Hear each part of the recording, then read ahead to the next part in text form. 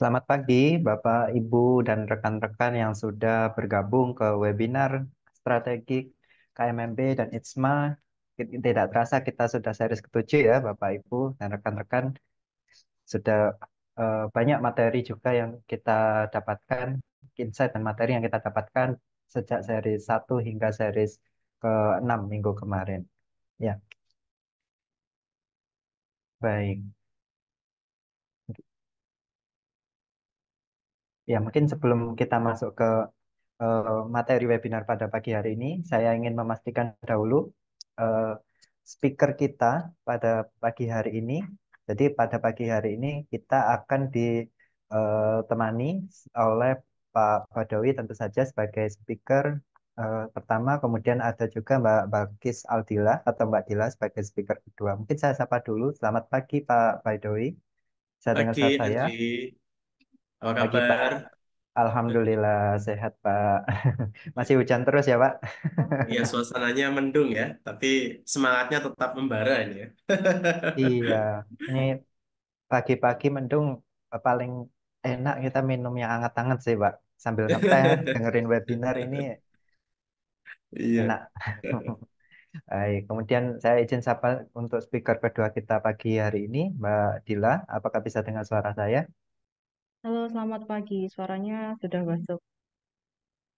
Baik, selamat pagi Mbak Dila. Apa kabar? Selamat pagi. Alhamdulillah kabar baik. Andri sendiri? Alhamdulillah, kabar baik Mbak Nila. Baik.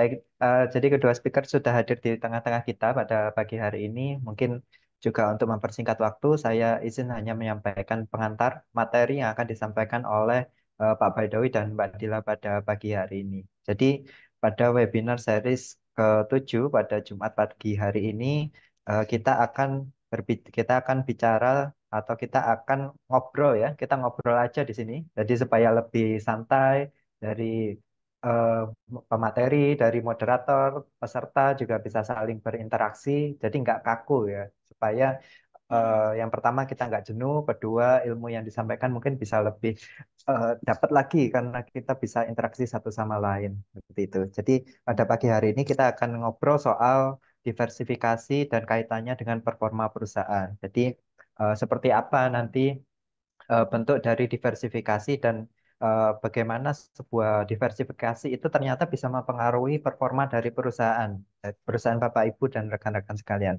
Jadi eh, nanti juga akan disampaikan oleh Pak Badawi dan eh, Mbak Dila terkait dengan materi tersebut, kemudian seperti apa nanti pengaruh dari diversifikasi ke performa perusahaan. Baik, mungkin untuk mempersingkat waktu, ya, mungkin bisa dibantu untuk menampilkan materi pagi hari ini. Baik, terima kasih. Ya, mungkin untuk mempersingkat waktu, eh, waktu dan tempat saya persilakan untuk speaker pertama, yaitu ke Mbak Dila ya. Silakan bisa menyampaikan materi webinar pada pagi hari ini. Iya, terima kasih atas kesempatan dan waktunya, Andri. Mungkin di sini saya akan memulai memberikan sedikit preambul terkait dengan materi yang akan dibahas pada pagi hari ini. Jadi mungkin kalau Bapak, Ibu, dan juga rekan-rekan di KMMB itu recall pada materi-materi sebelumnya, kita dari awal itu, dari series pertama hingga sekarang itu memang lebih banyak atau istilahnya itu tujuan akhir kita adalah lebih berfokus kepada bagaimana diversifikasi ini bisa memberikan performa atau kinerja yang lebih baik kepada perusahaan. Kalau kita recall di materi minggu lalu, di series ke-6, kita juga membahas mengenai manfaat diversifikasi, salah satunya adalah untuk mengurangi risiko serta meningkatkan return gitu kan. Kalau di dalam keuangan, tapi ini juga bisa digunakan di dalam term of business maupun strategik, diversifikasi itu dilakukan dengan tujuan untuk membagi telur yang ada ke dalam beberapa keranjang agar resiko yang kita tanggung terkait dengan telur-telur itu tuh bisa berkurang. Jadi ada sebuah tagline ya yang selalu diingat, yang bisa diingat ketika membahas mengenai diversifikasi, yakni don't put all your eggs on one basket. Jadi jangan taruh semua telurmu di dalam satu basket yang sama. Nah, mungkin di dalam pertemuan pada pagi hari ini akan lebih membahas mengenai bagaimanakah eh, implementasi dari diversifikasi itu bisa memberikan return yang lebih tinggi dan juga mengurangi risiko bagi perusahaan. Mungkin bisa langsung ke slide berikutnya. Jadi di dalam kinerja sebuah diversifikasi, mungkin kalau kita reverse pada keuangan ya, risk return trade off, yang kita lihat itu kebanyakan adalah bagaimana profitabilitas, bagaimanakah nilai sebuah bisnis. Dan ternyata bis dan ternyata nilai maupun profitabilitas yang didapatkan oleh perusahaan itu juga menjadi salah satu tolak ukur keberhasilan dari diversifikasi yang diimplementasikan oleh perusahaan tersebut. Jadi di dalam penilaian performance atau penilaian kinerja dari sebuah diversifikasi, ada dua model yang bisa menjelaskan hubungan sebab akibat dari istilahnya kinerja ketika kita melakukan strategi diversifikasi serta dampaknya terhadap keuangan perusahaan. Model itu ada model pertama yakni linear relationship models dan kedua adalah the inverted U-shape models. Jadi memang kalau secara gamblang, secara kasat mata bisa diartikan, artinya adalah kalau di model pertama, di linear relationship models, ketika perusahaan itu melakukan diversifikasi, maka kinerjanya akan semakin meningkat. Nah, sedangkan yang kedua, di model yang kedua ini nanti kita akan melihat bagaimanakah sebuah diversifikasi itu ketika dilakukan oleh perusahaan, misal ya, sebuah perusahaan melakukan diversifikasi setiap tahun. Jadi setiap tahun itu ada perusahaan A yang menambah unit bisnis yang baru. Entah unit bisnis itu kita lihat apakah unit bisnisnya masih berelasi, core bisnisnya itu masih sama dengan bisnis utama yang dipegang oleh si perusahaan A, atau core bisnisnya ini berbeda dengan core bisnis utama yang dipegang oleh si perusahaan si A. Nah, dari model inverted U-shape ini, ternyata ketika diversifikasi itu dilakukan secara terus-menerus hingga suatu titik tertentu, itu akan mencapai puncak dan setelahnya akan mengalami decline. Performa perusahaan akan mengalami decline. Jadi nanti kita akan membahas kedua model tersebut yang bisa menjelaskan bagaimanakah performa dari diversifikasi yang dilakukan oleh perusahaan. Mungkin itu dulu preambul pertama, Andri. Jadi memang kalau related di materi-materi sebelumnya, untuk series ke-6 itu kan kita membahas mengenai bagaimanakah manfaat dari diversifikasi. Nah, ternyata di series ini itu kita istilahnya implementasinya seperti apa sih dari manfaat yang sudah dijelaskan oleh speaker kita sebelumnya. Tuh. Baik, sebelumnya terima kasih Mbak Dila atas penjelasannya terkait dengan materi diversifikasi ya, terkait dengan modal yang akan dijelaskan oleh Mbak Dila dan Pak Baidowi untuk menilai performa perusahaan ketika melakukan diversifikasi. Tentu menarik ya, seperti yang disampaikan Mbak Dila tadi pada inverted U-shape model. Ternyata ketika kita melakukan diversifikasi terus-menerus, belum tentu diversifikasi itu akan membawa kita ke performa yang terus meningkat juga. Nah, tadi disampaikan Mbak Dila, ternyata diversifikasi yang secara terus-menerus itu juga bisa mengalami decline atau mengalami penurunan performa pada perusahaan. Nah, tentu kita nggak mau hal ini terjadi pada perusahaan kita, Bapak, Ibu, dan rekan-rekan sekalian. Jadi, eh, bagaimana kita nanti akan mengaplikasikan diversifikasi ini, kemudian di jenis diversifikasi seperti apa yang perlu kita aplikasikan supaya performa perusahaan ini bisa terus mengalami pertumbuhan dan kenaikan yang positif tentunya seperti itu. Nah, silakan bisa dilanjutkan pada materi selanjutnya. Baik, mungkin minta tolong ke operator. Oke, ini sudah lanjut ke slide berikutnya. Jadi, seperti yang sudah saya sebutkan di awal, bahwa di pertemuan kali ini kita akan membahas mengenai dua model. Model pertama adalah linear relationship models. Jadi, di model ini, ketika perusahaan itu melakukan diversifikasi, setiap tahun perusahaan itu menambah unit bisnis baru, entah itu unit bisnisnya saling terkait atau tidak dengan unit bisnis utama si perusahaan, performa dari perusahaan itu akan tetap meningkat setiap tahun. Setiap tahunnya semakin lebih bagus. Katakanlah contoh, kita bisa ambil contoh untuk model ini itu adalah perusahaan yang kita kenal, Alphabet.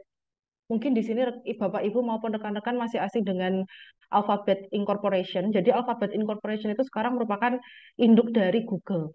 Mungkin Bapak Ibu dan juga rekan-rekan lebih banyak mengenal Google. Jadi kalau Google itu kan kita tahunya mungkin hanya sebagai CEO. search engine optimization, sebuah alat yang digunakan untuk mencari informasi gitu kan. Tapi ternyata dari sebuah alat untuk mencari informasi Google, Alphabet kita sebutnya sekarang demikian, itu bisa mengembangkan beberapa lini bisnis. Bisnis untuk melayani segmen korporasi, untuk melayani segmen individual, dan bisnis-bisnis yang dilayani, yang disediakan oleh Google, or Alphabet. Saya masih sering menyebutnya sebagai Google. Jadi, bisnis yang dilayani untuk segmen pasar tersebut, pasar korporasi maupun individual, itu memang masih berfokus pada bagaimana kita menyediakan solusi terkait dengan digital untuk pasar-pasar tersebut. Nah, kebanyakan dari eh, Bapak, Ibu maupun rekan-rekan mungkin mengenal Google sebagai ya dia cuma sekedar mesin pencari di internet gitu kan. Mesin pencari untuk bagaimana kita menemukan informasi yang kita butuhkan di internet. Tapi ternyata Google itu bisa menyediakan sebuah solusi gitu kan. Semua solusi yang kita perlukan terkait dengan permasalahan di internet maupun informasi itu disediakan oleh Google. Nah, berdasarkan model ini, Alphabet itu bisa dikatakan menerapkan sebuah diversifikasi yang terkait. Dari diversifikasi ini, Alphabet itu mendapatkan eh, tiga mekanisme untuk menciptakan sebuah nilai. Mekanisme pertama itu adalah operational economic of scope, financial economic of scope, serta anti-competitive economic of scope.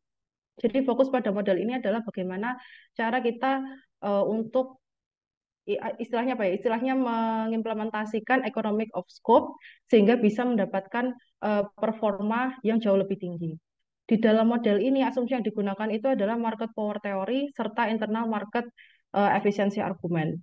Kalau berdasarkan asumsi ini, berdasarkan asumsi market power theory, artinya adalah perusahaan semakin dia itu bisa memonopoli pasar, kita katakanlah seperti demikian, semakin perusahaan itu bisa memonopoli pasar, semakin dia itu memiliki kinerja yang jauh lebih bagus dibandingkan dengan perusahaan yang dia itu ya istilahnya hanya memiliki satu unit bisnis saja. Jadi kalau berdasarkan asumsi ini masih berkaitan dengan materi di webinar series kedua, kita membahas mengenai Industrial Organization Theory. Jadi di dalam teori itu ada sebuah gambar yang menunjukkan panah. Jadi panah ini itu menunjukkan istilahnya bentuk perusahaan. Bagaimana cara si perusahaan ini itu bisa menguasai pasar. Semakin ke kiri menunjukkan bahwa kondisi pasar yang dihadapi oleh perusahaan itu sifatnya adalah persaingan sempurna. Artinya adalah potensi atau istilahnya peluang kita untuk menguasai pasar itu semakin kecil. Dan barang-barang yang kita jual itu juga bisa ditiru oleh kompetitor-kompetitor lain. Sedangkan ketika grafik ini semakin ke kanan, itu menunjukkan bahwa perusahaan itu di pasar dia bisa bermain monopoli. Mungkin kalau Bapak, Ibu, dan juga rekan-rekan menganggap monopoli atau mendengar sebuah kata monopoli itu berhubungan dengan term yang negatif gitu kan selama ini. Tapi ternyata kalau kita perhatikan kembali, contohnya adalah Google. Dia itu memang kalau kita lihat secara kasaran kan kayaknya sih dia ya nggak monopoli-monopoli amat. Tapi kalau ditelisik lebih dalam lagi, Google ini salah satu bisnis yang memonopoli pasar di bidang informasi. Jadi demikian. Kalau perusahaan itu istilahnya bisa mengakuisisi atau melakukan merger penggabungan dengan perusahaan-perusahaan lain yang memiliki bisnis yang related atau tidak related berdasarkan model ini bisa dikatakan di masa yang akan mendatang perusahaan ini itu akan mendapatkan kinerja yang jauh lebih tinggi sesuai dengan namanya linear, sejalan linear. Semakin banyak, semakin sering kita melakukan diversifikasi, semakin banyak unit bisnis yang kita masukkan ke dalam perusahaan, maka kinerja kita juga akan semakin bagus. Kemudian asumsi yang kedua adalah internal market efficiency argument. Jadi kalau berdasarkan asumsi ini, itu memang ada kita beririsan dengan keuangan, terutama istilahnya teori di pasar modal. Kalau di pasar modal itu kita mengenal yang namanya efficient market hypothesis. Nah, ternyata itu bisa digunakan juga di dalam linear relationship model. Jadi berdasarkan linear relationship models, ketika perusahaan yang memang dia itu punya power untuk melakukan monopoli, Jadi sebelum mereka itu menjadi penguasa di pasar, pastikan mereka akan memikirkan dulu. Nah, istilahnya bisnis-bisnis apa yang ada di pasar itu yang bisa kita akuisisi, yang bisa kita beli, yang bisa kita merger, yang mana nanti bisa meningkatkan kinerja perusahaan kita. Nah, sebelum melakukan tindakan merger, akuisisi, take over, leverage buyout, dan lain sebagainya, si perusahaan ini, terutama perusahaan yang memang sudah IPO gitu ya, mereka sudah menjual sahamnya di publik, mereka akan melihat bagaimanakah kondisi di pasar modal. Apakah ketika mereka menginformasikan untuk mengambil perusahaan atau bisnis lain itu nanti berpengaruh terhadap nilai perusahaan mereka, nilai saham dari perusahaan mereka, harga pasar saham perusahaan mereka. Nah, kalau di linear relationship model, asumsi yang kita gunakan berdasarkan internal market efficiency argument adalah pasar itu bersifat sempurna. Artinya adalah semua orang yang bermain di pasar modal itu akan mendapatkan informasi yang sama. Jadi meskipun uh, istilahnya ya ada sebuah sekat antara satu pemain di pasar modal dan juga pemain di pasar modal yang lain, tapi itu tidak akan mengganggu uh, distribusi informasi antara yang satu dengan yang lainnya. Jadi semua informasi itu bisa didapatkan dan tidak ada biaya transaksional. Jadi ketika si perusahaan ini nanti memang mau melakukan merger, akuisisi atau take over, maka itu tidak akan menjadi masalah karena justru dengan kondisi pasar yang sempurna di pasar modal, hal itu nanti akan meningkatkan kinerja atau performa dari perusahaan tersebut. Dan ini kalau dilihat dari sisi keuangan, artinya adalah profitabilitas serta pendapatan dari perusahaan itu juga akan naik. Jadi seperti demikian, Andri, untuk model pertama ini. Baik, jadi kalau dari model ini yang saya tangkap ya Mbak Dila mungkin nanti juga bisa konfirmasi, semakin sering kita melakukan diversifikasi tentunya dengan asumsi-asumsi atau dengan pertimbangan yang tadi sudah disampaikan ya terkait dengan penjelasan pada market power theory juga pada internal market efficiency, semakin perusahaan eh, frekuensinya lebih sering melakukan diversifikasi maka performa mereka juga mengalami kenaikan secara linear. Betul begitu ya Mbak Dila? Ya, seperti demikian. Karena kan memang tujuan utama diversifikasi itu kan sebenarnya dua ya. Apakah kita itu mau meningkatkan economics of scale atau economics of scope? Kalau memang ingin meningkatkan economic of scope, maka diversifikasi bisa kita lakukan dengan ya katakanlah kita membeli perusahaan yang sejenis gitu kan, supaya nanti kita bisa sharing istilahnya sharing kalau di proses bisnis itu kita sharing proses bisnis, sharing operasional supaya biaya produksi yang kita hasilkan itu bisa lebih murah. Atau kalau kita memang mau meningkatkan economic of scale, maka kita juga bisa melakukan diversifikasi melalui pembelian ya katakanlah ada sebuah perusahaan yang dia itu ingin meningkatkan kapasitas produksi, tapi alat-alat yang ada, infrastruktur yang ada sekarang itu tidak mencukupi untuk demikian gitu kan. Maka ya perusahaan ini juga tetap bisa meningkatkan economic of scale dengan cara membeli ya perusahaan-perusahaan kecil, pabrik-pabrikan kecil untuk diakuisisi untuk jadi ya anak perusahaan mereka untuk membantu meningkatkan produksi mereka. Jadi seperti itu. Ya, baik. Sangat menarik ya yang disampaikan oleh Mbak Dila barusan materi terkait dengan linear relationship model. Bahwasanya semakin sering ya perusahaan melakukan diversifikasi itu juga akan berpengaruh secara linear terhadap performa perusahaan. Nah, tapi tentu ini sedikit berlawanan dengan model selanjutnya yang akan disampaikan, di mana ada ketika perusahaan terus-menerus melakukan diversifikasi, ya, maka akan ada namanya peak season. Jadi eh, bosen gitu Bapak Ibu namanya kurang lebih. Jadi ada titik kebosanan, titik jenuh sehingga secara performa perusahaan akan mengalami decline. Nah, mungkin bisa dilanjutkan ke model selanjutnya, bisa disampaikan oleh Mbak Dila. Baik. Ya, mungkin kalau tadi kita membahas mengenai linear model, kalau di linear model artinya adalah ketika perusahaan ini sering melakukan diversifikasi, kinerja mereka itu akan semakin bagus. Itu bisa dilihat dari profitabilitas dan juga kinerja keuangan mereka. Nah, tapi dengan catatan, kalau kita kembali ke model pertama, itu kondisi pasar modal ketika kita butuh uang untuk melakukan diversifikasi, itu pasarnya bersifat sempurna. the perfect world assumption gitu kan kalau di keuangan. Nah, tapi dalam kenyataannya pasar modal itu tidak selamanya hingga saat ini itu ya sifatnya sempurna. Kadang-kala kan ada satu orang dengan satu orang yang lain itu mendapatkan informasi yang berbeda. Misalkan saya dengan Andri ini merupakan sebuah investor di pasar modal di Indonesia. Nah, saya dan juga Andri itu bisa mendapatkan informasi yang berbeda gitu kan. Disitulah kalau di keuangan kita menyebutnya sebagai asymmetric information.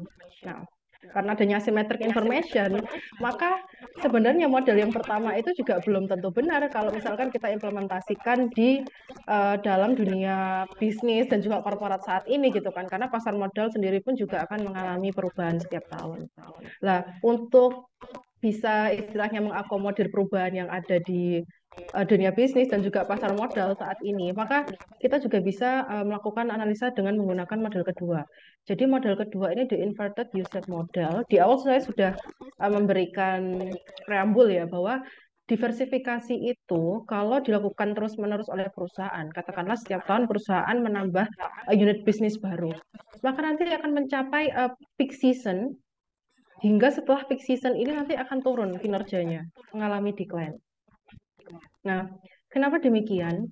Jadi kalau kita lihat berdasarkan teori ini gitu kan, the inverted U-shaped model, bagaimana namanya, ketika bisnis itu tadinya kecil, berukuran kecil, kemudian ingin memperbesar economic of scale maupun economic of scope, bisa dilakukan dengan diversifikasi. Ternyata hal tersebut memang nanti akan mencapai titik puncak tertinggi untuk menghasilkan kinerja tertinggi, tapi setelah mencapai titik tertinggi akan turun kinerja dari perusahaan tersebut. Nah, berdasarkan penemu teori ini begitu ya, ternyata yang mempengaruhi kinerja dari perusahaan itu adalah level atau jenis dari diversifikasi yang dilakukan. Jadi ketika perusahaan, katakanlah perusahaan A, dia merupakan perusahaan yang bergerak di bidang tambang. Dia hanya menyediakan produk atau layanan di bidang tambang, menjual ke satu jenis klien atau satu jenis pasar yang sama, single dominant business. Nah, kinerja yang didapatkan oleh perusahaan A ini juga istilahnya kan tidak maksimum, kecil, berada pada titik terendah gitu kan. Nah, tapi ketika si perusahaan A ini katakanlah dia setiap tahun karena ingin meningkatkan kinerja, meningkatkan profitabilitas serta nilai perusahaan, mereka memutuskan untuk mengimplementasi strategi diversifikasi. Katakanlah kita ambil strategi diversifikasi yang agak mudah dulu gitu kan. Kita beli perusahaan lain, kita akuisisi perusahaan lain yang masih sejenis. Perusahaan A ingin beli perusahaan B yang mana sejenis dengan perusahaan A, artinya kan diversifikasinya kan masih berelasi atau related.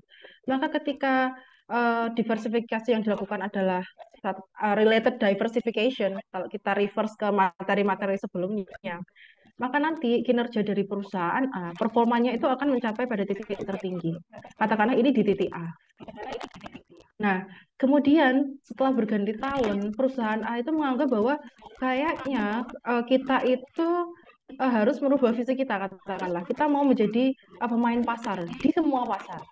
Jadi sifatnya visi itu state-nya secara abstrak gitu kan, tidak ada secara spesifik mau ke pasar apa. Katakanlah ya gamblang aja. Ya karena kita memang ingin menjadi penguasa pasar, pasar aja gini ya, nggak ada spesifik pasar di Indonesia atau pasar di bidang apa, maka katakanlah si perusahaan A ini dia melakukan strategi unrelated diversification dengan membeli atau mengakuisisi perusahaan-perusahaan lain, unit-unit bisnis lain yang mana core bisnis mereka itu tidak terkait dengan si core bisnis perusahaan A. Maka ketika hal itu terjadi, kinerja dari perusahaan A itu akan menurun. Kenapa demikian? Karena bisa jadi di dalam implementasi unrelated diversification itu kita tidak mendapatkan benefit yang lebih tinggi, tapi justru biaya kita yang kita keluarkan untuk melakukan diversifikasi itu jauh lebih besar. Jadi mungkin ini bisa dijadikan pegangan oleh Bapak Ibu dan juga rekan-rekan di dalam dunia bisnis maupun di dalam dunia keuangan. Hal yang harus kita jadikan prinsip adalah bagaimanakah bisnis itu bisa memberikan benefit yang lebih tinggi dibandingkan dengan cost yang kita keluarkan. Kalau memang benefit yang kita dapatkan jauh lebih tinggi dibandingkan dengan cost, maka ya bisnis, strategi, terus kemudian cara-cara kita untuk menjalankan atau operasional bisnis sehari-hari itu ya tidak cocok. Nah, tapi kalau memang benefit yang kita dapatkan itu jauh lebih tinggi, maka strategi atau bisnis-bisnis yang kita lakukan itu ya cocok dan masih bisa kita lakukan untuk di masa yang akan mendatang. Nah, jadi di dalam teori ini, karena adanya cost yang berlebih yang dikeluarkan untuk melakukan diversifikasi, maka hal ini tuh menurunkan kinerja dari si perusahaan A tadi, katakanlah si induk tadi. Karena apa? Karena benefitnya yang didapatkan jauh lebih rendah. Katakanlah perusahaan A, dia di tahun berikutnya itu mengakuisisi perusahaan B, masih sejenis. Kemudian 2 tahun berikutnya dia ingin melakukan unrelated diversification dengan mengakuisisi perusahaan C, yang mana core bisnisnya itu memang berbeda dibandingkan dengan core bisnis utama si perusahaan A. Nah, memang tidak bisa kita katakan 100% model ini itu bisa kita implementasikan di semua kondisi ya. Karena memang ada sebuah kasus tertentu di mana konglomerasi atau kumpulan dari perusahaan-perusahaan dengan bisnis yang berbeda-beda itu justru memiliki performa yang bagus gitu kan. Kenapa demikian? Bisa jadi balik ke contoh tadi ya, perusahaan A ingin mengakuisisi perusahaan C di tahun kedua. Dia mengeluarkan biaya yang besar untuk membeli perusahaan tersebut. Oke, setelah membeli perusahaan tersebut, ternyata dalam pengelolaannya itu masih ada biaya-biaya lain yang harus kita keluarkan. Salah satu contoh biaya yang masih dikeluarkan oleh perusahaan A dan juga dapat terjadi gitu kan ketika proses implementasi unrelated diversification itu adalah biaya agensi. Jadi kalau balik lagi ke seri-seri sebelumnya, kita recall kembali materi di seri-seri sebelumnya, kita juga pernah membahas mengenai teori keagenan. Di teori itu kan kita membahas bahwa agen dan juga pemilik bisnis itu bisa memiliki tujuan yang berbeda. Maka untuk menyelaraskan tujuan si agen agar dia itu mau ya sedikit nurut gitu katakanlah sedikit nurut dengan pemilik bisnis, maka ada sebuah biaya yang harus dikeluarkan di dalam pengelolaan perusahaan tersebut. Biaya itu disebut sebagai agency cost. Katakanlah ya perusahaan A ini dia mengakuisisi perusahaan C di tahun kedua. Ternyata setelah diakuisisi di dalam pengelolaannya ada perbedaan-perbedaan yang terjadi. Ternyata kepala divisi atau kepala bagian perusahaan C itu dia ingin berinvestasi untuk bisnis atau proyek-proyek baru dengan resiko yang jauh lebih rendah. Sedangkan pemimpin dari perusahaan A itu memang orangnya cenderung berani, risk taker. Katakanlah pemimpin ini itu memang ingin berinvestasi pada bisnis-bisnis maupun proyek-proyek baru yang jauh lebih berisiko, tapi menghasilkan pendapatan yang lebih tinggi. Ada dua tujuan dari dua pemimpin yang berbeda. Maka biasanya ketika hal ini terjadi itu kan pasti ya si agennya ya kalau memang demikian ya saya nggak mau karena nanti resiko saya kehilangan pekerjaan. Untuk minimalisir si agen ini mau nurut dengan pemimpin, maka si pemimpin juga bisa mengeluarkan insentif atau kalau dari kita nyebutnya ya biaya tambahan, dan biaya ini disebut sebagai agency cost. Biaya untuk mengatur agar si pemimpin dari perusahaan C ini mau mengikuti arahan dan juga tujuan dari si pemimpin perusahaan A.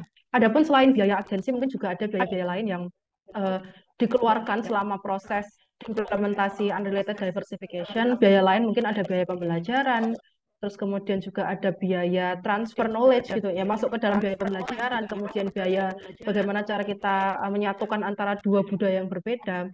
Maka ketika dalam jangka panjang biaya yang dikeluarkan ini itu tidak menghasilkan manfaat yang lebih, inilah yang menyebabkan kenapa perusahaan yang melakukan diversifikasi unrelated itu memiliki kinerja yang jauh lebih rendah. Jadi bukan rendah ya, jadi setelah mencapai peak season atau titik tertingginya, kemudian kinerja dari perusahaan ini juga akan terus setelahnya. Mungkin begitu Andri yang dapat saya paparkan ya terkait dengan tadi linear model, terus kemudian inverted U-shaped model di diversifikasi ini. Iya, baik. Ternyata setelah dijelaskan oleh Mbak Dila, ternyata yang mempengaruhi performa perusahaan itu adalah jenis diversifikasi yang kita gunakan. Seperti itu ya, Mbak Dila. Mbak Dila. Iya, iya betul. Baik, berarti eh, juga disinggung terkait dengan diversifikasi, di mana kalau ketika kita melakukan diversifikasi tanpa mempertimbangkan aspek-aspek tadi yang disampaikan Mbak Dila itu terkait dengan cost ya, terkait dengan biaya, apakah diversifikasi yang kita lakukan akan justru menimbulkan biaya yang lebih besar yang perlu kita keluarkan seperti itu, baik dari biaya agensi maupun biaya-biaya yang lain. Justru malah akan membuat perusahaan merugi. Baik, Bapak Ibu, sebelum kita lanjut ke materi selanjutnya, mungkin kita akan break sebentar, kita ice breaking dulu sebentar. Nah, jadi Bapak Ibu dan rekan-rekan yang sudah join dan mendengarkan materi, bisa mendalami lagi materi yang barusan disampaikan. Mungkin ada beberapa yang terlewat gitu ya, terlewat atau mungkin kurang dimengerti gitu juga bisa. Silakan disampaikan pada kolom chat langsung Bapak Ibu. Jadi bisa langsung untuk pertanyaan juga bisa langsung disampaikan saja pada kolom chat supaya nanti dari teman-teman panitia, teman-teman host juga bisa mendata pertanyaan yang masuk. Nah, jadi jangan sampai ketinggalan ketika mau bertanya tapi eh, waktunya ternyata sudah habis seperti itu. Nah, untuk breaks. Nah, nah, baik. Nah, kita hari ini ada di series ke-7 ya, Bapak Ibu dan rekan-rekan. Hari ini kita membahas diversifikasi dan kaitannya dengan performa perusahaan. Nah, mohon izin untuk menyampaikan terkait dengan series ke-8.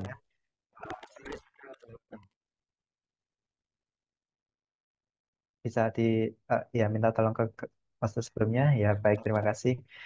Nah, untuk minggu depan kita juga akan ada lagi tetap di hari Jumat pagi, Jumat jam 9 pagi.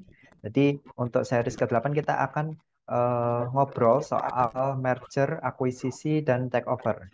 Nah, ini juga ada kaitannya juga yang disampaikan oleh Mbak Dila tadi terkait dengan diversifikasi ya. Salah satu cara diversifikasi kan kita tadi melakukan merger, ya melakukan merger atau akuisisi pada perusahaan-perusahaan baik itu yang relate maupun unrelate. Nah, di series ke depan kita akan bahas soal merger dan akuisisi ini. Nah, seperti itu. Selain di series ke-8, kita saat ini sudah ada paling tidak 12 seri ya, Mas Yasin. Mungkin bisa tolong ditampilkan.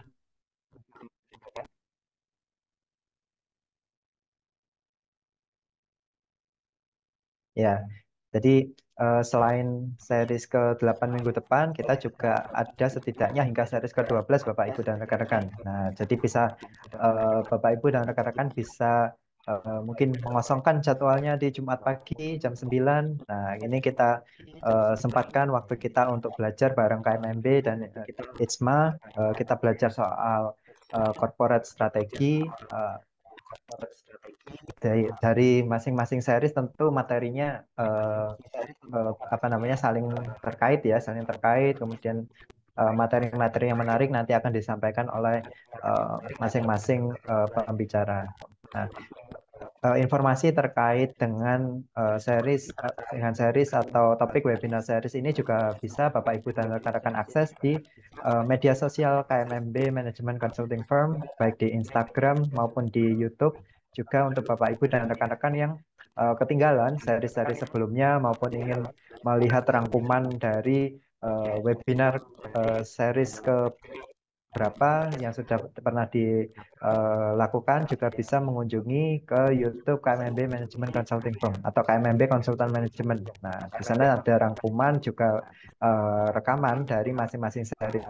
Nah, apabila Bapak Ibu ingin recall kembali materi-materi yang disampaikan, kemudian juga dengan rangkuman ya dari webinar series tersebut juga bisa dilihat kembali di akun YouTube KMMB Konsultan Manajemen. Baik, mungkin kita bisa lanjut ke materi kembali ya, Bapak Ibu, setelah sedikit promosi dari kami. Mungkin saya sapa dulu Pak Badawi, apakah sudah siap? Halo, Andri. Halo Pak Badawi, sudah siap Ya, Pak? siap, Andri. Silakan. Baik.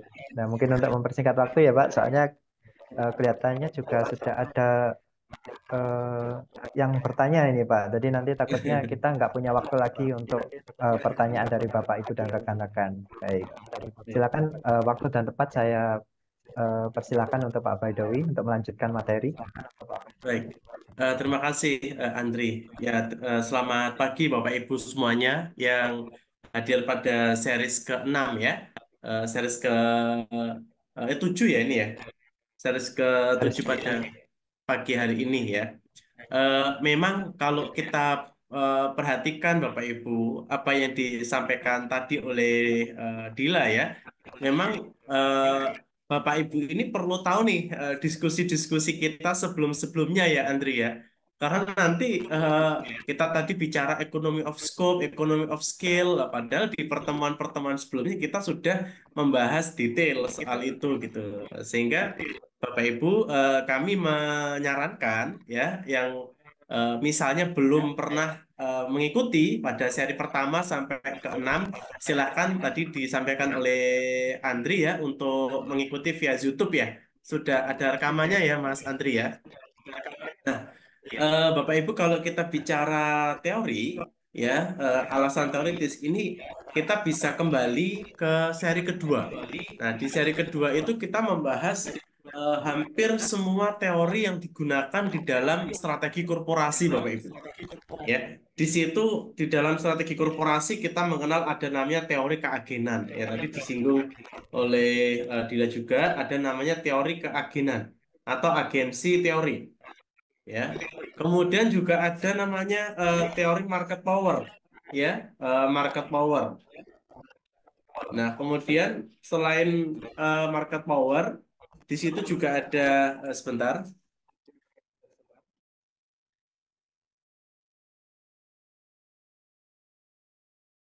Oke. Kemudian selain market power, kita juga ada tentang teori-teori transaction teori ya. Ada TCE, transaction cost economy. Nah, di situ. Jadi banyak sekali sebetulnya teori-teori yang melandasi kenapa strategi korporasi terutama pada diversifikasi ini harus kita lakukan Bapak Ibu. Nah, nanti akan kita bahas satu persatu kenapa ini menjadi krusial ya. Nah, yang pertama di dalam konteks diversifikasi Bapak Ibu, memang kalau kita kembali di tahun 1950 sampai 1960 ya, di situ banyak sekali perusahaan-perusahaan yang sukses sekali untuk membuat kinerja ya, kinerja perusahaan itu linear ya, seperti ini. Jadi semakin banyak unit bisnis atau semakin banyak jenis bisnis ya, jadi semakin banyak jenis bisnis, maka perusahaan akan secara konsolidasi atau secara akumulasi dia akan meningkatkan kinerjanya semakin bagus, ya. Sehingga banyak sekali konglomerasi-konglomerasi di tahun itu ya di berbagai negara. Nah, kalau kita bisa jelaskan kenapa ketika semakin banyak bisnis itu semakin kinerjanya bagus, maka yang pertama di situ tadi disinggung juga oleh Dila ya terkait dengan market power, Bang. Ya. Dengan adanya eh, market power, sebetulnya kita bisa melakukan pengurangan biaya-biaya transaksi atau yang kita sebut juga subsidi tilang antar entitas. Ya, misalnya Mas Andri punya produk, misalnya produk sepatu misalnya ya. Nah, sepatu kalau kita kirim dari misalnya dari Karawang ke Bali misalnya ya, ke Bali, maka butuh satu truk misalnya. Nah, dengan adanya bisnis atau pasar yang sangat volatile, pasar yang sangat-sangat tinggi, ya naik turunnya, maka sangat mungkin di beberapa bulan itu satu truk kontainer itu tidak terpenuhi 100%. Maka ada ruang kosong. Ya. Kemudian ketika kita meningkatkan jumlah bisnis kita, tidak hanya sepatu, Bapak Ibu, tapi misalnya kita jualan tas, misalnya ya, tas. Maka kita tidak perlu menggunakan dua truk, tapi cukup satu truk tadi yang mana diisi oleh tas dan sepatu. Nah, inilah dimaksud sebagai market power untuk kita bisa subsidi silang. Pada konteks ini adalah transaksi cost, ya, sehingga produksi tas itu tidak perlu mengeluarkan biayanya. Demikian. Ya. Nah, kemudian selain itu kita juga tadi disinggung terkait peningkatan skala ekonomi dan ruang lingkup ekonomi, sehingga sumber dayanya bisa dioptimalkan. Jadi kalau misalnya kita perhatikan penjahit yang menjahit tas dan menjahit sepatu itu bisa satu lini produksi yang sama, ya, sehingga tidak ada idle capacity, ya. Ketika pesanan sepatu kosong, maka sumber daya yang sama dilatih untuk membuat tas, misalnya demikian. Nah, inilah yang dimaksud keunggulan economy of scope dan economy of skill ketika kita efektif di dalam membangun yang kita sebut sebagai diversifikasi, Bapak Ibu. Nah, di sini sebetulnya banyak sekali ya, banyak sekali industri-industri yang bisa bermain di sini, ya, bermain di sini. Baik itu bisa dikatakan tadi relate maupun yang unrelate, kan demikian. Nah, eh, saya coba mau share screen ya. Secara sederhana saya ingin menggambarkan satu konsep yang supaya Bapak Ibu peserta bisa memahami bersama, gitu ya. Jadi kita satukan pandangan dulu Bapak Ibu bahwa saya membagi menjadi 4 kuadran, ya. Jadi tadi Dila mengatakan ada relate unrelate, kemudian apa bedanya gitu. Sebetulnya kita bisa membagi menjadi 2 matrik, ya. Yang pertama ini adalah eh, apa namanya operasional, ya, operasional bersama atau jointly operate, ya, operation. Kemudian yang ini adalah kepemilikan bersama, yaitu adalah jointly owned, ya. Jadi kepemilikan bersama. Nah, ini low degree, ya. Ini low degree di sini.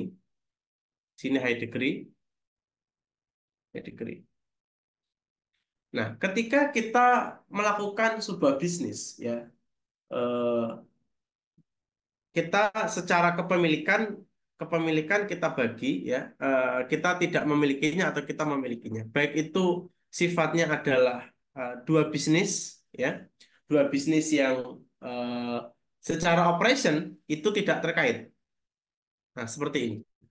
Jadi lingkaran ini saya asumsikan sebagai perusahaan ya Bapak Ibu, ya. Jadi antara perusahaan secara operasional, ya, secara operasional itu tidak terkait satu sama lain. Nah, atau secara operasional kedua perusahaan ini saling terkait. Nah, seperti itu, ya. Jadi posisi saya gambarkan misalnya posisi ini ada A, ada B, ada C, ada D gitu ya. Posisi A dan B itu kita tidak saling memiliki, ya. Kita tidak saling memiliki. Jadi misalnya perusahaan saya dan perusahaannya Andri gitu ya. Jadi masing-masing beda urusan, tidak ada keterkaitan, ya. Tidak ada kepemilikan yang bersama. Kondisi yang A, jadi antara misalnya saya punya perusahaan eh, apa namanya tekstil misalnya, ya. Jadi ini perusahaan tekstil, kemudian ini perusahaan apa namanya food and beverage, ya, food and beverage. Maka nggak ada hubungannya.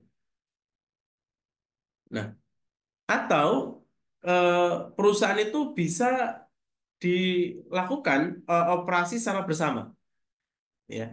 Misalnya ini perusahaan tekstil, ini produksi kain, kemudian ini perusahaan fashion, ya, produksi baju, ya, ready to use. Nah, ini perusahaan fashion. Nah, ini adalah joint operation, ya. Operasinya bisa sama. Nah, pada konteks ini sebetulnya kita bisa memilih apakah kalau saling terkait antara perusahaan tekstil dan perusahaan fashion itu tidak kita miliki, artinya ini perusahaannya Andri, ini perusahaan saya, gitu ya. Atau saya mengakuisisi, ya, saya mengakuisisi perusahaannya Andri, atau saya merger dengan perusahaan Andri, sehingga secara kepemilikan itu juga jadi satu kepemilikan. Nah, ini kan yang menjadikan adanya transaction cost ekonomi, ya, atau misalnya kita bicara TCE dulu ya Bapak Ibu ya, transaction cost ekonomi.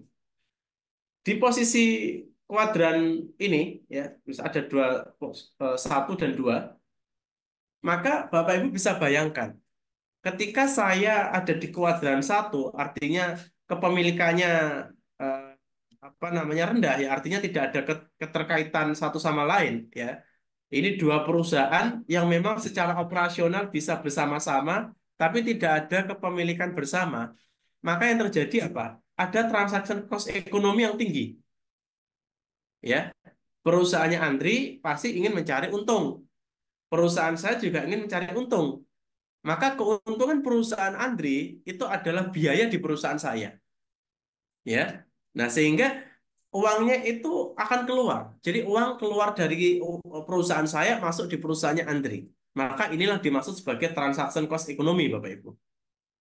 Tapi kondisinya akan berbeda ketika di situasi yang kedua, ketika kepemilikan itu adalah jadi satu, ya. Kita sama-sama mengoperasionalkan antara perusahaan fashion dan perusahaan tekstil.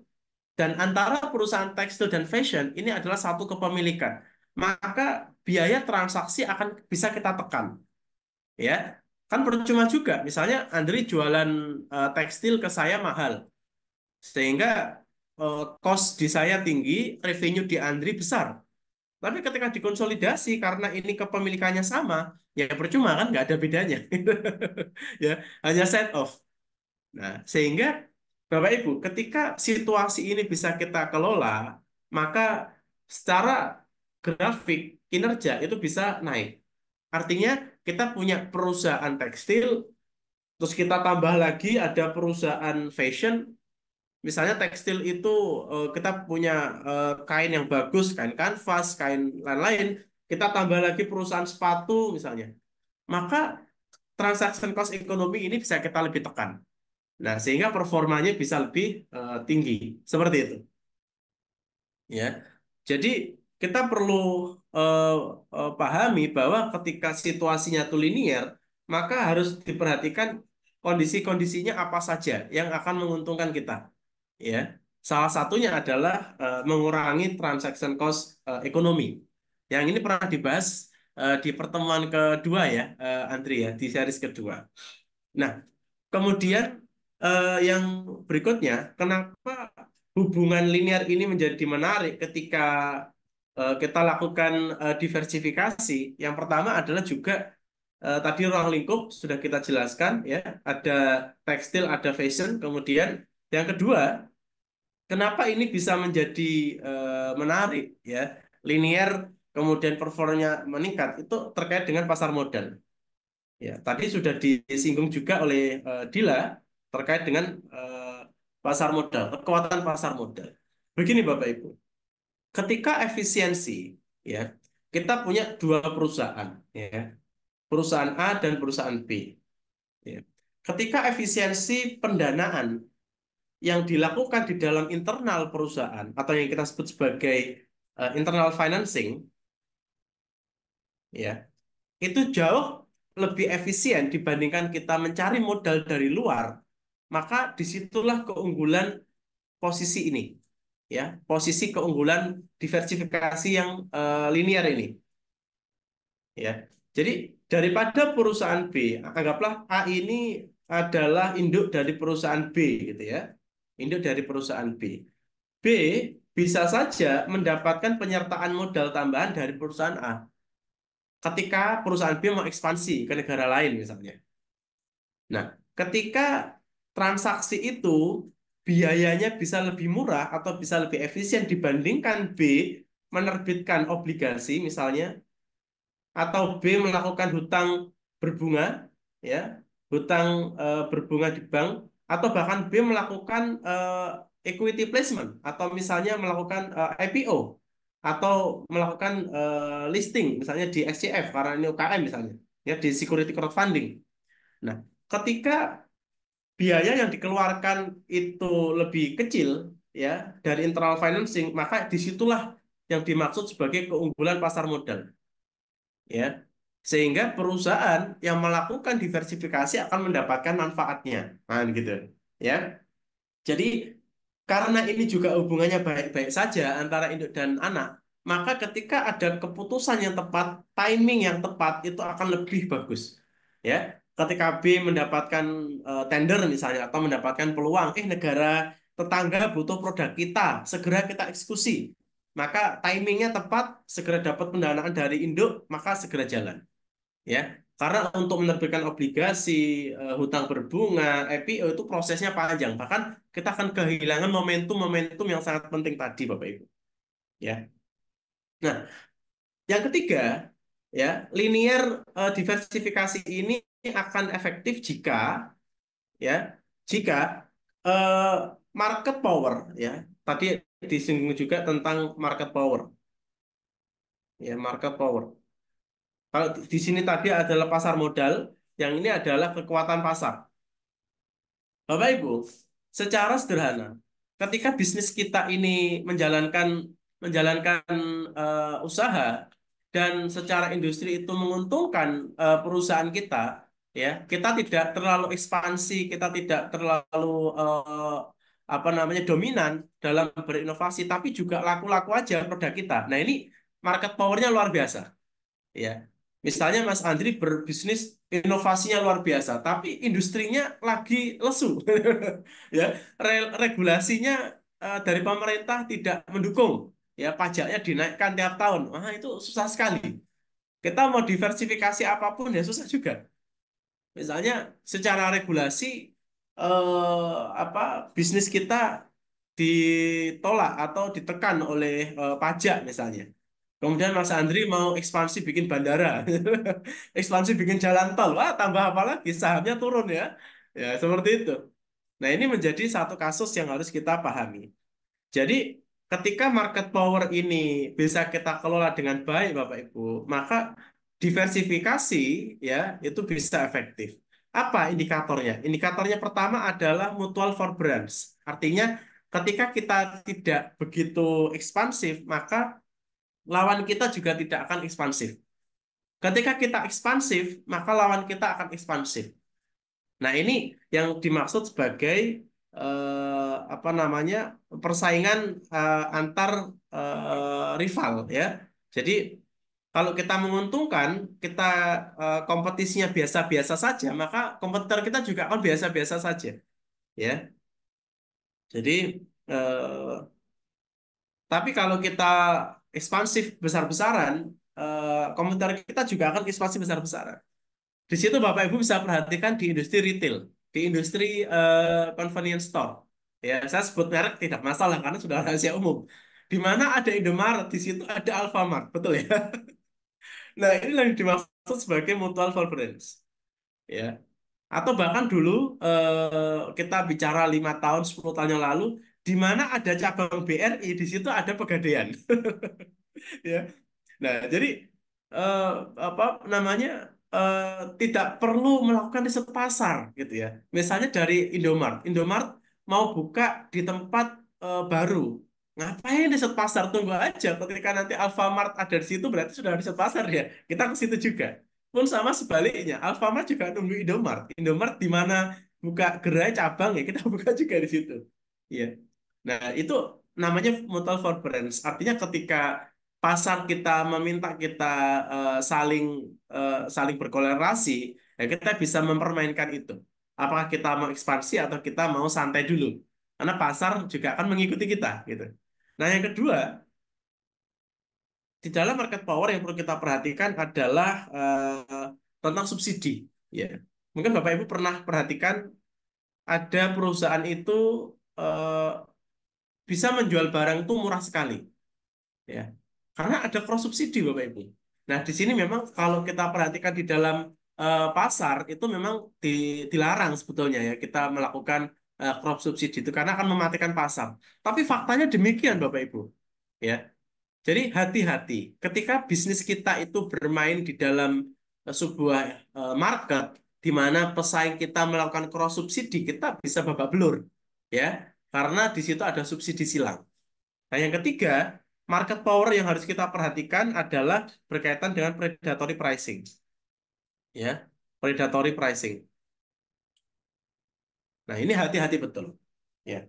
Jika ada predatory pricing, maka kita harus hati-hati karena kekuatan capital kita kalau tidak besar, kita bisa tutup kapanpun itu. Ya. Sehingga Bapak Ibu, meskipun ya diversifikasi itu meningkatkan kinerja, ya, diversifikasi bisa meningkatkan kinerja, tapi tetap harus diperhatikan tiga komponen tadi, ya. Yang pertama adalah ruang lingkup ekonomi, ya, seperti tekstil ke fashion ternyata ruang lingkupnya hampir sama. Kemudian pasar modalnya dan yang ketiga adalah market power-nya. Ya, itu berkaitan dengan diversifikasi yang linear gitu ya. Oke, Andri mungkin bisa dikembalikan ke materi yang tadi. Jadi tidak serta-merta eh, diversifikasi itu menguntungkan, tapi harus hati-hati Bapak Ibu ya. Hati-hati ya. Kita harus memperhatikan banyak komponen gitu. Nah, berikutnya juga seru ya. Bapak Ibu mungkin tadi kita sudah memberikan gambaran enaknya diversifikasi gitu ya. Jadi semakin banyak diversifikasi, keuntungannya makin besar. Nah, situasi yang lain adalah ketika kita diversifikasi justru akan mengalami penurunan. Tadi sudah diawali sama Dila, di titik tertentu akan naik, tapi di titik tertentu akan turun. Nah, ini kan seperti apa? Teorinya kenapa kok bisa begitu gitu ya? Kenapa kita tidak tancap gas saja? Gitu? Ya, misalnya Mas Andri perusahaannya free cash flow-nya bagus gitu ya. Wah, udah Pak, kita so much going on Pak. Kita bikin cabang baru, kita bikin PT baru. Ya, namanya anak muda kan ambisi luar biasa gitu, nggak masalah. Nah, tapi hati-hati ya. Kita harus perhatikan. Ada di situasi tertentu semakin banyak diversifikasi justru semakin turun kinerja kita Bapak Ibu. Ya. Pertama, pertama itu adalah ketika sinergi atau keunggulan parenting itu masih menjadi masalah ya. Jadi ada satu contoh Bapak Ibu. Ini klien saya juga gitu ya. Jadi klien ini melihat potensi pasar yang sangat besar. Suatu ketika dia membuat anak usaha, anak usaha. Tahun pertama rugi. Nah, yaudah, kita suntik modal lagi. Tahun kedua masih rugi. Kita suntik modal lagi. Sampai tahun ketiga dan keempat masih rugi. Ya, akhirnya apa yang dilakukan? Dilipidasi, ditutup. Nah, itu kenapa? Kok sampai seperti itu? Akhirnya biaya ya dari induk yang harusnya dia tidak mengeluarkan biaya tambahan, ya, bobonya aman, ya, gross marginnya aman, itu menjadi bengkak karena harus mensuplai atau mensubsidi anak usaha. Sehingga dari sisi cost akan meningkat, sehingga performa perusahaan akan turun, Bapak Ibu. Ya, di sini hati-hati betul. Bagaimana kinerja parent company dalam menganalisis ya anak usaha itu sangat penting. Ya, nah eh, coba saya juga karena ini berkaitan sama alasan teoritis, saya coba menggambarkan ya. Saya mau share screen. Ya, jadi yang pertama ya, kenapa eh, bisa kurvanya itu putar balik ya Bapak Ibu ya? Ini mudah-mudahan Bapak Ibu tidak bosan ya karena materinya agak agak fundamental gitu ya. Karena hati-hati ya. Karena biasanya praktek bisnis itu sangat optimis tanpa melihat risiko yang besar gitu ya. Saya harus sampaikan hati-hati sekali. Yang pertama, itu diversifikasi pertama-tama harus kita perhatikan Bapak Ibu ya. Yang pertama ini diversifikasi itu terbagi menjadi 5. Ya, saya sampaikan dulu supaya nanti kita bisa memetakan posisi perusahaan kita ada di yang nomor berapa, gitu ya. Yang pertama, ya, yang pertama itu adalah full, ya, perusahaannya itu bisnis tunggal, ya, atau sama. Ya. Nah ini ada beberapa pengusaha yang masuk dalam orang terkaya di Indonesia di akhir tahun lalu itu bisnis tunggal, hanya dari bisnis tambang itu juga risikonya juga tinggi. Jadi hati-hati, bisa sangat kaya bisa langsung turun kekayaannya karena bisnisnya tunggal. Ya, nah bisnis tunggal ini maknanya adalah pendapatan atau revenue stream ya, Mas Andri ya. Revenue stream itu 95% diperoleh dari satu lini bisnis. Nah, ini namanya bisnis tunggal. Nah, yang kedua itu ada namanya bisnis eh, apa namanya dominan, ya. Bisnis dominan. Nah, di bisnis dominan ini kategorinya adalah 70 sampai 95% pendapatan diperoleh dari satu lini lini bisnis yang sama gitu ya. Dari satu lini bisnis yang sama. Artinya ada beberapa lini bisnis yang itu digunakan atau diperoleh dari tempat lain. Ya, tadi Mas siapa namanya Dila tadi menyinggung perusahaan asuransi, kemudian dia mau diversifikasi layanan dengan risiko yang lebih rendah. Tapi ketika bisnis barunya itu mensupport, let's say 10% atau 15%, artinya ada bisnis yang pertama itu masih mensupport 70-95%, itu artinya perusahaan itu masih bisnis dominan. Nanti kita perhatikan risikonya apa. Ya. Nah, bisnis dominan ini akan kita bagi menjadi tiga. Ya, menjadi ketiga. Tadi ada nomor satu, nomor dua, sekarang nomor tiga, Bapak Ibu. Nanti ada nomor empat dan nomor lima. Nah, ini harus kita perhatikan. Yang pertama adalah apa namanya relate constraint. Ya, artinya bisnis dominan tadi masih terkait. Tadi contohnya Dila asuransi dengan asuransi tapi risikonya lebih rendah. Ya, ini namanya relate constraint. Ya, relate constraint. Ya. Di relate constraint ini maknanya perusahaannya kurang dari 70% pendapatan dari bisnis dominannya, bisnis utama. Jadi ketika tadi asuransi dengan risiko rendah, ternyata pendapatannya lebih dari 30%, maka bisnis utama asuransi tadi itu sudah menjadi relate constraint. Artinya bisnisnya masih terkait, tapi sudah mulai turun, ya, sudah mulai turun. Nah, yang ketiga adalah relate linked, ya. Nah, jadi ini lebih kecil lagi, Bapak Ibu, lebih kecil lagi. Jadi eh, kalau tadi asuransi dan asuransi, ya, asuransi risiko rendah dan asuransi risiko tinggi, ya, maka saling terkait. Kalau relate linked itu terkait tapi terbatas. Artinya, misalnya asuransi dan bisnis rumah sakit misalnya. Nah, ini relate yang linked tapi tidak constraint. Artinya kita punya perusahaan asuransi, yang kedua kita punya klinik. Nah, ini sama-sama di bawah 70%. Ya, di bawah 70%. Jadi ketika kita punya klinik, kemudian pasien kita menggunakan asuransi kita, nah ini dimaksud sebagai diversifikasi relate linked. Yang terakhir itu adalah diversifikasi yang tidak terkait. Ya, unrelated. Kalau istilahnya di seri-seri sebelumnya itu adalah unrelated. Ya. Jadi kita punya bisnis asuransi, kemudian kita punya bisnis apa namanya restoran misalnya. Nah, ini sudah tidak terkait. Nah, ini artinya kurang dari 70%. Ya, sama kurang dari 70%. Tapi perbedaannya adalah apakah masih terkait bisnisnya ataukah tidak constraint relate, ya, tapi hanya terhubung atau bahkan tidak terhubung sama sekali. Nah, disinilah sebetulnya risiko-risiko itu muncul, Bapak Ibu, ya. Risiko-risiko itu akan muncul. Ketika risiko itu muncul, maka kita petakan risikonya apa. Kenapa kok bisa turun gitu loh, ya. Kan lucu juga. Tadi di gambaran yang pertama gampang dipahami. Semakin banyak bisnis, semakin duitnya makin banyak. Revenue-nya makin besar gitu ya. Tapi ini kok bisa? Semakin banyak bisnis ya, semakin turun kinerjanya. Nah, yang pertama, faktor penentu kenapa itu menjadi turun adalah faktor sumber daya. Ya, faktor sumber daya. Dengan adanya semakin banyak bisnis kita, yang apakah itu unrelated, apakah itu relate linkage, ya, asuransi dan klinik, kemudian asuransi satunya risiko besar, satu risiko rendah. maka salah satu faktornya yang menyebabkan kinerjanya turun adalah sumber daya.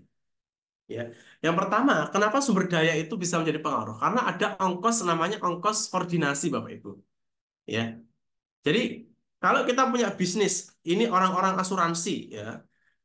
Kemudian kita punya bisnis lagi orang-orang klinik. Pertanyaannya, apakah antara karyawan di perusahaan asuransi kita sama karyawan di perusahaan klinik itu bisa harmoni? Belum tentu. Ya, belum tentu mereka bisa apa namanya istilah anak sekarang itu bisa bestie gitu ya. Belum tentu Bapak Ibu. Ya, bahkan bisa jadi konflik terus gitu ya. Akhirnya ketika konflik apa yang terjadi? Ada biaya kompromi. Nah, ketika ada biaya kompromi di situ orang sudah tidak fokus kerja. Fokusnya apa? Menyelesaikan masalah internal. Kapan kita bisa maju kalau urusan internal saja tidak selesai-selesai? Ya. Yang ketiga, adanya ongkos fleksibilitas. Akhirnya semua by system, semua by SOP, tidak fleksibel. Ketika ada order, wah ini tidak bisa kita layani order ini.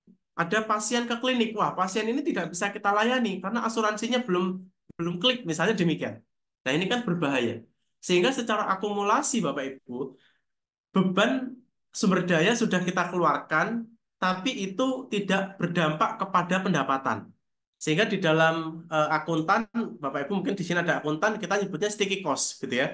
Jadi pendapatannya linear 5%, tapi bebannya naik dari 5 ke 6 ke 7 ke 10 gitu. Jadi naiknya tidak sama. Ini sebagai sticky cost, tidak menarik ya. Sehingga secara performa akan turun ya. Secara performa akan turun. Nah, yang kedua, yang tadi saya sebut sebagai teori keagenan. Ya, ada masalah keagenan, Bapak Ibu. Nah, perusahaan itu kan harusnya membayar karyawan atau membayar manajer, membayar direktur gitu ya. Supaya apa? Orang ini sumber daya ini bisa membantu owner untuk meningkatkan value dari perusahaan itu. Kan demikian. Tapi ketika semakin banyak bisnis kita, misalnya Dila eh, punya pengalaman di perusahaan asuransi. Kemudian karena duitnya banyak, ya, free cash flow-nya banyak, dia mau ekspansi ke restoran. Karena dia nggak punya pengalaman restoran, akhirnya dia akuisisi saja restoran yang ada. Di situ ada direkturnya restoran, di situ ada manajernya restoran, di situ ada misalnya supervisor restoran. Nah, sangat mungkin ketika bisnis ini benar-benar tidak bisa kita kontrol karena unrelated, biaya keagenan untuk kita membayar direktur ya supaya direktur itu mau mengikuti arahan kita itu sangat besar. Sehingga di situ harus ada kompensasi keuangan, ada kompensasi non keuangan, ada biaya ini, biaya itu. Supaya apa? Supaya direktur itu mau ikut sama keinginan Dila di perusahaan asuransi itu. Kan sangat mungkin Bapak Ibu, orang-orang di restoran akan berpikir, lah ngapain kita ngikutin apa Ibu Dila gitu. Dia nggak ngerti restoran, dia hanya owner.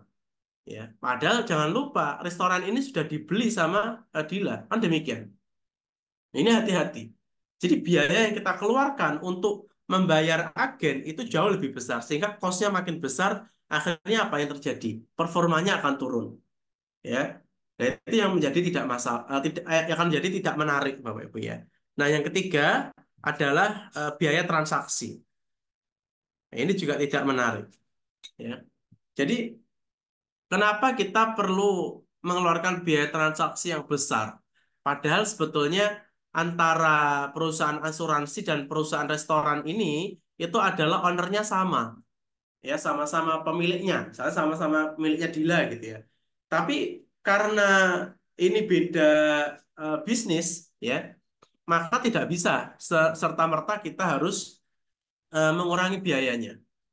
Tapi kalau misalnya ini bisnis tunggal atau bisnis dominan tadi yang dipengaruhi 70-90%, seperti ada perusahaan tekstil, ya, bikin kain dengan perusahaan tas, ya, yang membutuhkan kain.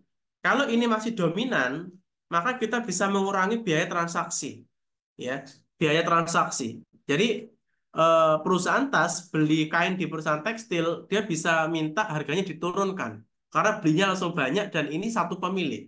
Tapi kalau beda seperti asuransi restoran, maka pasti ini kinerja akan menjadi turun. Jadi hati-hati, ya, hati-hati dalam melakukan.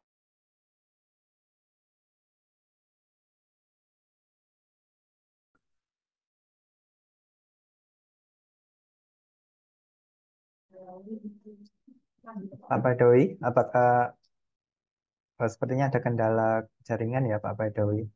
Mohon maaf Bapak Ibu dan rekan-rekan, bisa menunggu sebentar ya untuk Pak Badawi itu bisa terhubung kembali.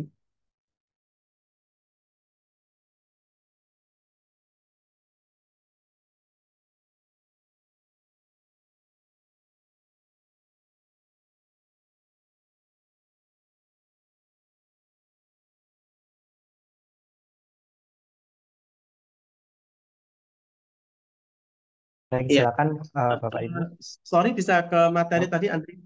Ini komputer Pak saya Badawi. lagi Oh ya, bermasalah. Coba pakai tab sudah aja. terhubung kembali. Kembali. Oke, Baik, baik. Kan, ya. Eh, jadi itu tadi ya Bapak Ibu ya terkait dengan eh, apa namanya hati-hati. Kita menyampaikan memang diversifikasi itu di satu situasi itu akan menguntungkan, tapi di situasi yang lain hati-hati, ya, hati-hati. Nah, yang ketiga justru diversifikasi ini mengurangi kinerja gitu. Nah, ini kan menjadi lucu ya. Kita berbisnis justru kinerjanya makin turun. Nah, ini kenapa demikian? Karena faktor-faktor yang tadi saya sampaikan itu benar-benar sudah tidak mendukung. Seperti pasar modal internal tadi sudah tidak bagus. Ya, apakah ada? Ada. Jadi ada sebuah bisnis yang mana eh, antar entitas ya antar entitas itu sudah tidak sehat sehingga pasar modal internal itu tidak efektif sehingga antar perusahaan itu sudah saling mencari sumbernya masing-masing. Ini kan menjadi tidak menarik ya Bapak Ibu ya, menjadi tidak menarik. Jadi PTA dia IPO, PTB mau IPO sendiri, PTC obligasi sendiri. Itu kan menjadi tidak menarik. Maka kalau Bapak Ibu perhatikan ada beberapa emiten yang besar ya, emiten yang besar itu yang IPO itu cukup induknya. Nah, induk ini punya banyak anak ya, punya banyak anak. Nah, disinilah eh, pasar keuangan di luar itu hanya induk. Tapi yang lain itu tidak di IPO-kan karena ini bisa masih efektif untuk pasar modal internal. Nah, seperti tambang contohnya. Ada perusahaan tambang besar, itu kalau kita perhatikan dia punya anak usaha yang juga tambang. Nah, kalau situasinya pasar modalnya ini efektif berjalan baik, maka yang terjadi adalah yang linear ini. Ya, seperti itu. Oke. Terus tadi ada masalah keagenan juga, ya. Saya sudah dapat. Saya rasa begitu, Andri, untuk materi slide ini. ya, eh, cukup kompleks ya yang disampaikan oleh Pak Badawi barusan terkait dengan seperti apa sih hubungan atau bukti empiris ya kalau di slide ini menyebutnya bukti empiris dari hubungan kinerja dan diversifikasi. Jadi eh, banyak yang disampaikan Pak Badawi mungkin dimulai dari jenis-jenis diversifikasi ya tadi ada diversifikasi tunggal kemudian diversifikasi dominan dan diversifikasi dominan juga pun terbagi jadi tiga jenis diversifikasi lainnya. Kemudian secara hubungan ya, hubungan dari kinerja dan diversifikasi seperti apa yang harus diperhatikan baik kalau kita menggunakan asumsi model pada linear diversification yang sudah disampaikan di awal tadi maupun dengan yield curve diversification. Baik, ini di kolom chat sudah banyak pertanyaan ya Pak Baidowi dan Mbak Dila. Mungkin untuk mempersingkat waktu, saya mohon izin untuk masuk ke sesi tanya jawab. Ya, silakan Andre. Baik. Eh, yang pertama ada dari Pak Alfian Budi Satrio ya. Terima kasih untuk Mbak Dila. In your opinion, apa dua resiko yang paling besar yang harus di-note saat perusahaan akan melakukan aktivitas diversifikasi? secara paling umum. Mungkin bisa dijawab dari Mbak Dila dulu ya, karena ini pertanyaannya langsung ditujukan ke Mbak Dila. Silakan, Mbak Dila. Baik, mungkin nanti juga bisa ditambahkan sama Pak Badawi. Jadi sebenarnya risiko utama yang bisa terjadi ketika diversifikasi itu tidak berhasil, yang paling utama itu ya tidak terjadi sinergi gitu kan.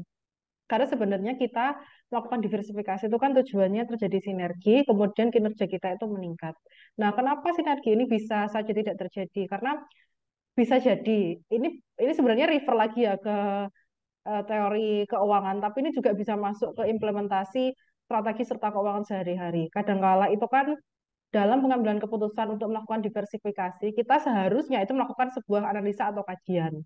Tapi memang tidak semua pemimpin itu melakukan analisa yang proper, sehingga keputusan investasi itu bisa dilakukan secara gamblang. Ya udah kayak sepertinya saya memang setuju untuk melakukan investasi pada perusahaan ini gitu untuk menambah portofolio bisnis sehingga strategi diversifikasi itu jalan gitu kan. Padahal ketika melakukan keputusan dengan gamblang tidak ada metodologi yang dilakukan itu kan bisa saja menimbulkan resiko di masa depan. Unit bisnis yang dibeli itu justru ya tadi seperti dijelaskan sama Pak Badawi ya, tidak memberikan peningkatan pendapatan untuk induk, malah justru menambah beban untuk induk. Harusnya kita bisa mendapatkan profit 2 kali lebih lipat gitu kan. Seperti tagline-nya sinergi, 1+1 bukan 2, tapi 3 gitu kan. Tapi ternyata justru bobo kita yang meningkat. Bobo kita malah naik 2 kali lipat atau 3 kali lipat. Nah, ketika itu terjadi, maka kan nanti diversifikasi ini kalau ke induk ya otomatis berdampaknya ke kinerja keuangan. Kinerja keuangan itu akan buruk, bobonya semakin meningkat, kinerja kita buruk gitu kan, karena kita nggak menghasilkan laba, bisa jadi seperti demikian, dan nanti itu juga akan berdampak ke nilai perusahaan, karena ya kita nggak bisa pungkiri ya, meskipun kalau balik lagi ke teori nilai perusahaan itu tujuan utama baru mengikuti profitabilitas, tapi ketika kita melihat profitabilitas secara nggak langsung sebenarnya kita juga bisa mengetahui bagaimanakah nilai perusahaan itu di saat ini gitu dan juga untuk di masa mendatang gitu. Dan mungkin sebenarnya kalau dua dari pertanyaan tadi itu kan menanyakan mengenai dua risiko utama, tapi sebenarnya dari satu risiko terkait dengan tidak adanya sinergi itu sebenarnya bisa menimbulkan risiko-risiko yang lain gitu. Ya tadi kinerja keuangannya jadinya menurun, terus akhirnya induk ya karena menanggung beban-beban yang sangat berat dari kinerja buruk sebuah anak perusahaan, kalau dalam jangka panjang kan ya bisa menimbulkan kebangkrutan. Gitu. Mungkin itu yang dapat saya jelaskan terkait jawaban untuk pertanyaan tadi ya, Andri. Mungkin bisa ditambahkan sama Pak Badowi. Iya, sedikit saja menambahkan ya, Pak Alfian ya, Pak Alfian Disatrio. Jadi ini karena backgroundnya Mbak Dila finance ya, jadi risiko bubunya meningkat kemudian tapi itu fakta Bapak Ibu. Itu memang terjadi ketika kita lakukan diversifikasi, yang muncul adalah cost kita semakin meningkat kan gitu ya. Nah, jadi Bapak Ibu, saran kami sebelum melakukan aksi korporasi, apakah itu akuisisi perusahaan lain, ataukah kita mau spin off salah satu layanan di internal perusahaan kita, kita spin off jadi anak usaha, maka itu perlu dilakukan feasibility study, gitu ya.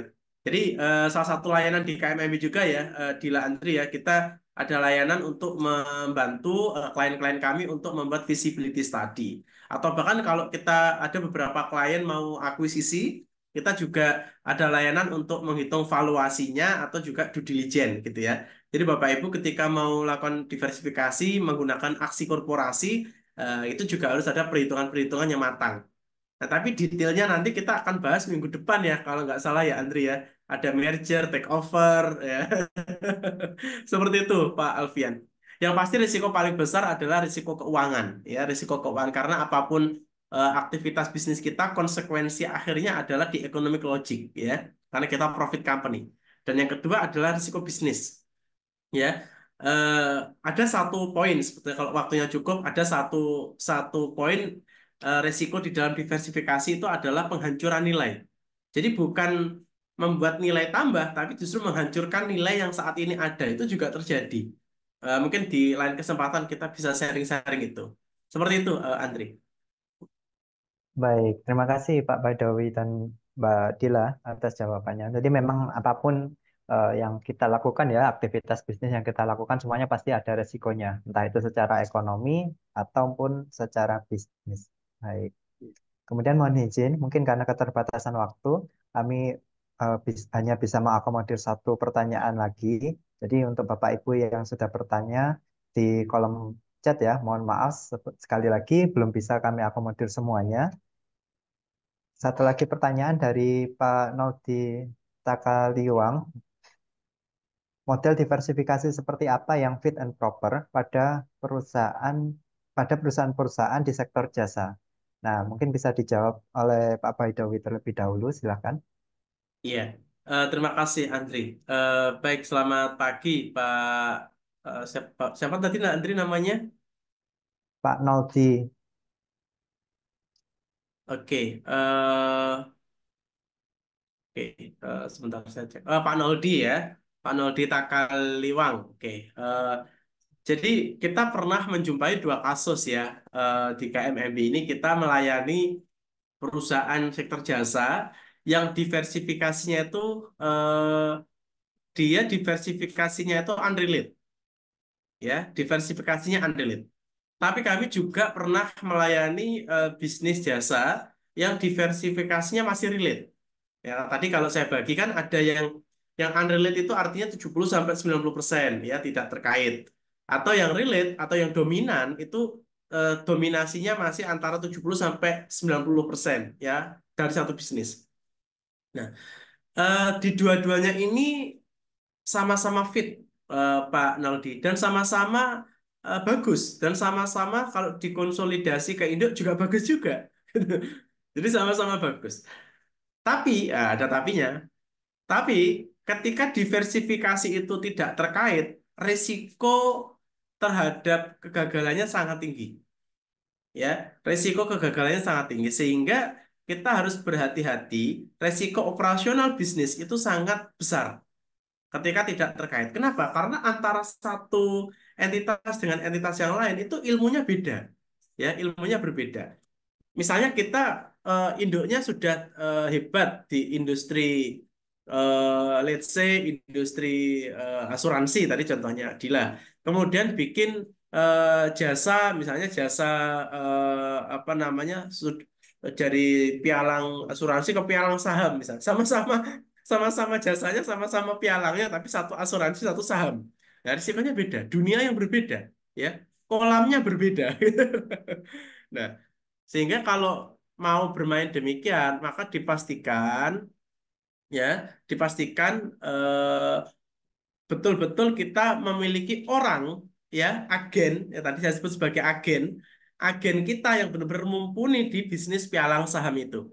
Nah, seperti itu. Kalau kita menggunakan unrelated diversification pada jasa, Pak Noldi. Jadi best practice-nya itu saya perhatikan direksinya itu selalu dua minimal.